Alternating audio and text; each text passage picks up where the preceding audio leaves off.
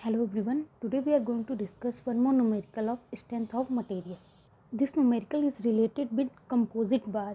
तो हम पहले देख लेते हैं what is composite bar. Composite bar या हम कह सकते हैं bars of composite sections क्या होते हैं? A bar made up of two or more bars of equal length but of different material rigidly fixed with each other and behaving as one unit for extension or compression when subjected to an axial tensile और compressive load is called a composite bar. Composite bar क्या होता है? दो बार से मिलके बने होते हैं लेकिन ये बिहेव करते हैं एक ही बार के. लाइक ये मान लेते हैं कि ये किसी अलग मटेरियल से मिलके बना है एंड इसके ऊपर हमने कोई और मटेरियल की कोटिंग कर रखी है एंड ये अच्छे से एक दूसरे के साथ फिक्स हैं. बट कंडीशन क्या है कि इनकी जो लेंथ होगी वो सेम ही होगी. दो अलग अलग मटेरियल्स के बार हैं एक साथ हैं जो ये यहाँ पे एज अ कंपोजिट में से सिंगल बार की तरह बिहेव कर रहे हैं एंड कंडीशन ये कि इन दोनों की जो लेंथ है वो सेम है. इनमें जो भी होगा एक्सटेंशन या कंप्रेशन वो एज अ फिक्स यूनिट होगा, एक यूनिट की तरह होगा. Now two important points regarding composite bar. The extension और compression in each bar is equal. ये दो बार हैं, इसमें जो भी होगी एक्सटेंशन या कंप्रेशन वो इक्वल होगी, ये हम मान के चलते हैं. हैंस डिफॉर्मेशन पर unit length that is strain in each bar is equal. अब जो एक्सटेंशन या कंप्रेशन सेम होगी इसका मीन्स क्या, जो डिफॉर्मेशन मीन्स जो स्ट्रेन होगी वो भी दोनों बार्स की सेम होगी.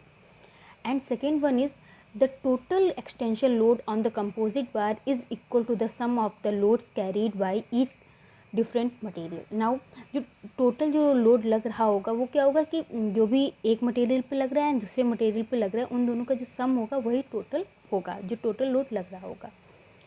इससे लिख सकते हैं कि अगर टोटल लोड P है एंड मटेरियल 1 पे P1 लग रहा है, मटेरियल 2 पे P2 लग रहा है, तो हम इसको लिख सकते हैं P equal to P1 plus P2. Now हमें पता है कि जो स्ट्रेस होती है वो क्या होता है, लोड अपॉन एरिया. तो हम दोनों के लिए इस बार के लिए इसको 1 मान लेते हैं, इसको 2 मान लेते हैं. इन दोनों के लिए यहाँ पे निकालते हैं स्ट्रेस. तो सिग्मा 1 फर्स्ट के लिए एंड सिग्मा 2 सेकेंड के लिए. नाउ इन दोनों इक्वेशन से हम इसको लिख सकते हैं P1 एंड P2 की वैल्यू निकाल सकते हैं एंड P1 एंड P2 की वैल्यू जो हम इसमें पुट करेंगे then we get this equation. ये इनमें जो कंपोजिट बार के क्वेश्चन है उसको सॉल्व करने में काफ़ी हेल्पफुल होगी ये इक्वेशन. नाउ हमें पता है strain equal to stress upon Young's modulus होता है, तो दोनों सेक्शंस के लिए हम स्ट्रेन भी निकाल लेंगे. एंड फर्स्ट स्टेटमेंट में हमने पढ़ा था कि जो स्ट्रेन होती है दोनों बार्स में वो इक्वल होती है.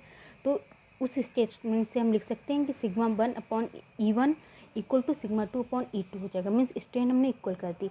नाउ ये एंड ये क्वेश्चन बहुत इंपॉर्टेंट है जो कंपोजिट बार्स के क्वेश्चन होते हैं उनको सॉल्व करने के लिए. नाउ हम सोम में जो कंपोजिट बार पढ़ेंगे वो कुछ इस टाइप से होंगे. लाइक एक मटेरियल था ना, उसके ऊपर ही हमने दूसरे मटेरियल की कोटिंग कर दी, तो ये कंपोजिट बार हो गई. ये फर्स्ट मटेरियल, ये सेकेंड, मीन्स फर्स्ट के चारों तरफ सेकेंड मटेरियल है. इस टाइप के कंपोजिट बार पढ़ेंगे हम. Now let's solve a question. A question is a steel rod of 3 cm diameter is enclosed centrally in a hollow copper tube of external diameter 5 cm and internal diameter of 4 cm. हमें question में एक steel rod दे रखी है जिसका diameter 3 cm है and उसको enclose किया है एक कॉपर के ट्यूब ने. एंड जो कॉपर का ट्यूब है उसका जो इंटरनल डायमीटर है वो 4 है, तो ये इतना मीन्स ये हॉलो स्पेस छूट जाएगा. 4 एंड एक्सटर्नल है वो 5, कुछ इस टाइप से होगा. ये टॉप व्यू है एंड अगर हम इसका साइड व्यू देखना चाहें तो वो कुछ इस टाइप से होगा.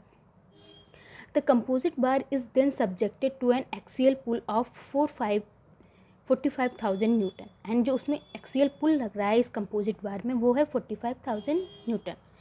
If the length of each bar is equal to 15 centimetre. हमें जो लेंथ दे रखी है बार की वो 15 सेंटीमीटर दे रखी है.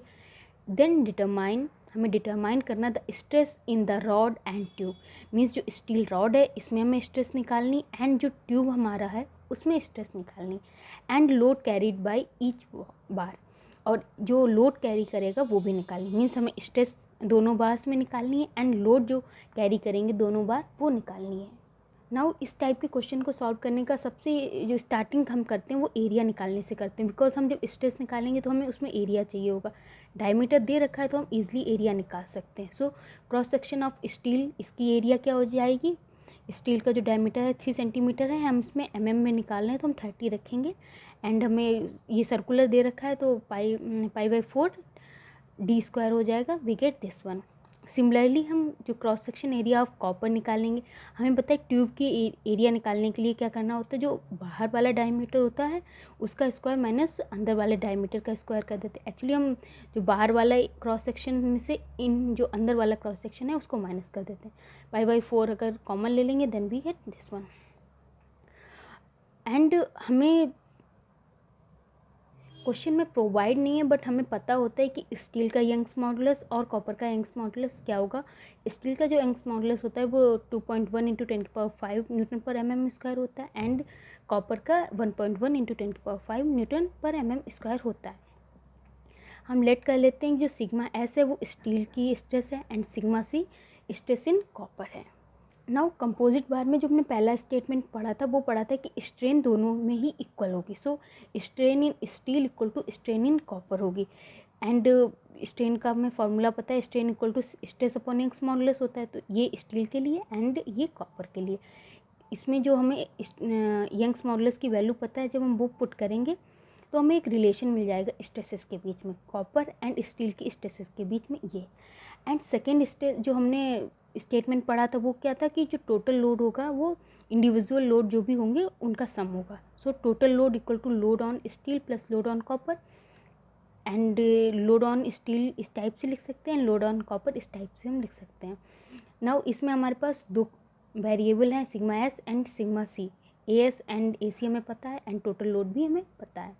नाउ ये वाला रिलेशन था, उससे हम सिग्मा S की वैल्यू यहाँ पे पुट कर देंगे। सिग्मा S की वैल्यू हमने सिग्मा C के टर्म में पुट कर दी। सॉल्व करेंगे we easily get value of sigma C, because एक ही वेरिएबल है, we get sigma C equal to 21.88 Nm²। Now sigma C मिल गई तो हम सिग्मा S निकाल लेंगे। नाउ हमें लोड भी निकालना था, लोड स्टील में कितना होगा, तो लोड जो होता है that is equal to stress into area. So for steel stress of steel and cross section area of steel we get this one 29525.5 newton. And similarly हम load carried by the copper tube भी निकाल लेंगे। इसको निकालने का तरीका या तो हम सिंपल सा कर सकते हैं कि सिग्मा C अपॉन AC, या हम इसको टोटल लोड में से जो हमारा स्टील वाला लोड है उसको माइनस करके भी निकाल सकते हैं। We get 15474.5 Newton. नाउ हमसे जो भी क्वेश्चन में पूछा था लाइक स्ट्रेसेस दोनों में and load carried by both bars, वो हमने फाइंड कर ली है। Thank you.